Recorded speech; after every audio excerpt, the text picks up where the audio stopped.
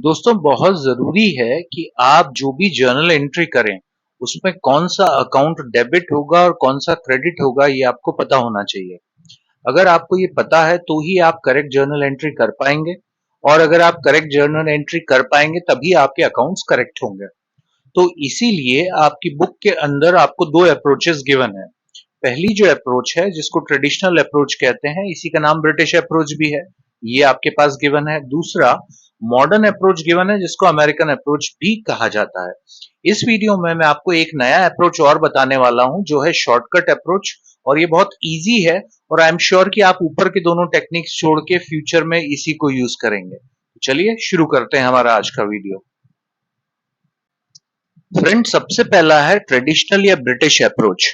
इस British approach के अंदर जितने भी तरीके के अकाउंट्स होते हैं उनको 3 पार्ट्स में डिवाइड किया गया है। पहला है रियल अकाउंट्स, दूसरा है नॉमिनल अकाउंट्स और तीसरा है पर्सनल अकाउंट्स। तो हम जानते हैं कि ये तीनों क्या क्या होते हैं।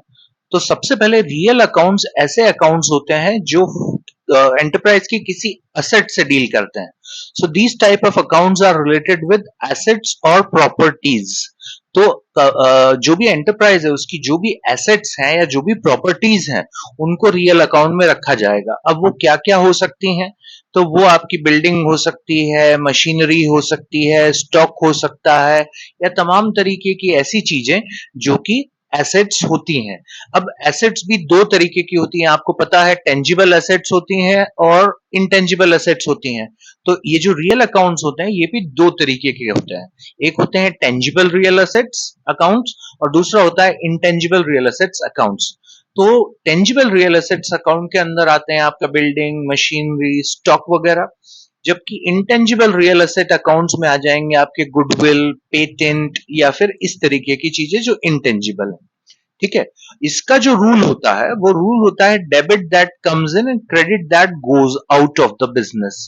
तो बिजनेस के अंदर अगर कोई भी चीज आ रही है तो उसको डेबिट करना है और अगर बाहर जा रही है तो उसको क्रेडिट करना है। ये थे रियल अकाउंट्स। दूसरे होते हैं नॉमिनल अकाउंट्स। नॉमिनल अकाउंट किस टाइप के अकाउंट होते हैं? ये वो अकाउंट होते हैं जो फर्म के या एंटरप्राइज के एक्सपेंसेस और लॉसेस को डील करते हैं या फिर इनकम्स और गेन्स को डील करते हैं। अब एक फर्म जब होती है, कोई बिजनेस एंटरप्राइज होता है, तो उसमें तमाम तरीके के खर्चे होते हैं। रेंट होता है, इलेक्ट्रिसिटी होता है, सैलरी होता है, वेजेस होता है, बहुत सारी चीजें होती है। ये सारे एक्सपेंसेस कहलाते हैं। सिमिलरली कुछ इनकम्स भी होती हैं। इनकम क्या हो सकती है? जैसे आपने सेल्स किया तो वो एक इनकम का जरिया है। कमीशन मिला आपको, इनकम का जरिया है। इंटरेस्ट मिला, इनकम का जरिया है। तो ये सारी चीजें जो या तो एक्सपेंसेस हैं या फिर इनकम्स हैं, उनको नॉमिनल अकाउंट के अंडर में रखा जाता है। इसके कुछ एग्जाम्पल है rent account, salary account, commission received, wages etcetera. इसका जो रूल होता है वो होता है debit all expenses and losses and credit all incomes और गेन्स। अगर कोई भी खर्चा हो रहा है या कोई नुकसान हो रहा है उसको हमेशा डेबिट करना है। अगर कोई भी इनकम हो रही है या कोई गेन हो रहा है तो उसको क्रेडिट करना है। थर्ड टाइप जो होता है अकाउंट्स का वो होता है पर्सनल अकाउंट। अब जैसा कि नाम से पता चलता है कि इस अकाउंट के अंदर पर्सन से डील किया जाता है। तो पर्सन्स कौन होते हैं? देखिए, पर्सन्स नेचुरल पर्सन भी हो सकते हैं, आर्टिफिशियल पर्सन भी हो सकते हैं। नेचुरल पर्सन का मतलब है ऐसा व्यक्ति जो बायोलॉजिकल प्रोसेस से पैदा हुआ हो, यानी कि राम हो सकता है, श्याम हो सकता है, अशोक हो सकता है, एक्स वाई जेड जो भी व्यक्ति है जो आपको दिखता है वो नेचुरल पर्सन है। अच्छा, कुछ आर्टिफिशियल पर्सन्स भी हो सकते हैं। आर्टिफिशियल पर्सन्स कौन हो सकते हैं? जो कि बायोलॉजिकली पैदा नहीं हुए, लीगली पैदा हुए, यानी कानून की मदद से। जैसे कि कोई कंपनी है, कोई पार्टनरशिप फर्म है, कोई एलएलपी है, या कोई भी बॉडी जो इनकॉर्पोरेट हुई है, वो एक आर्टिफिशियल पर्सन कहलाती है। तो पर्सनल अकाउंट के अंदर 3 तरीके के अकाउंट होते हैं। एक नेचुरल पर्सनल अकाउंट, एक आर्टिफिशियल पर्सन अकाउंट और एक होता है रिप्रेजेंटेटिव पर्सनल अकाउंट। ये रिप्रेजेंटेटिव पर्सनल अकाउंट्स जो होते हैं बेसिकली ये पर्सन या ग्रुप ऑफ पर्सन से रिलेटेड होते हैं। अब इसके अंदर रिप्रेजेंटेटिव पर्सनल अकाउंट में क्या आता है?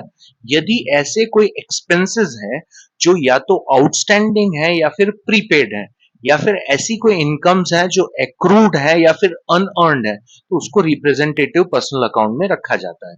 अब इसके एग्जाम्पल क्या हो सकते हैं? एग्जाम्पल आपके डेटर्स हो सकते हैं। डेटर कौन हो सकता है? डेटर अशोक भी हो सकता है, डेटर अशोक एंड कंपनी भी हो सकती है, डेटर अशोक लेलैंड लिमिटेड भी हो सकता है।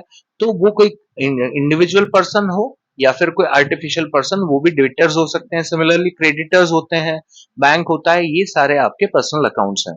इसका रूल क्या होता है? इसका रूल है debit the receiver and credit the giver.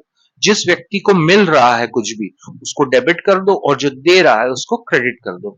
तो ये थी आपकी ट्रेडिशनल या ब्रिटिश अप्रोच जो आपकी बुक में बताई गई है।